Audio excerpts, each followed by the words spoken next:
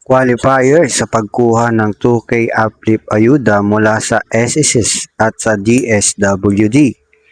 Alamin natin kung qualified ka at makakatanggap ka ng ayuda na ito. May tatlong grupo na kwalipikado sa pagkuha ng 2K uplift ayuda mula sa ating DSWD.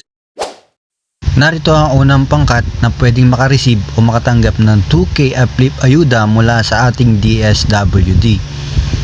Ang membro ng 4-piece at walang gutom program beneficiaries. May tinatayang 3 hanggang 5 milyong pamilya ang pwedeng makinabang nito.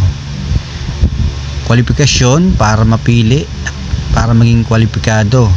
Dapat kayo ay rehistradong benepisyaryo ng 4-piece o walang gutom program ng DSWD.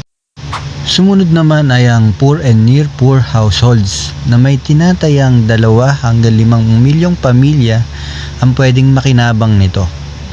Kwalifikasyon. Dapat kayo ay kabilang sa mahirap na pamilya o malapit sa kahirapan base sa listahan ng ating DSWD.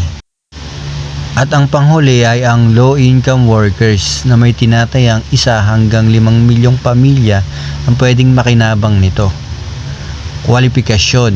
Dapat kayo ay may mababang kita o low-income workers na naipapakita sa inyong kita o hanap buhay. At para po mas maliwanagan pa kayo sa ganitong benepisyo ay mag-research din po kayo para masatisfied po kayo, kasali nga po kayo sa ganitong benepisyo.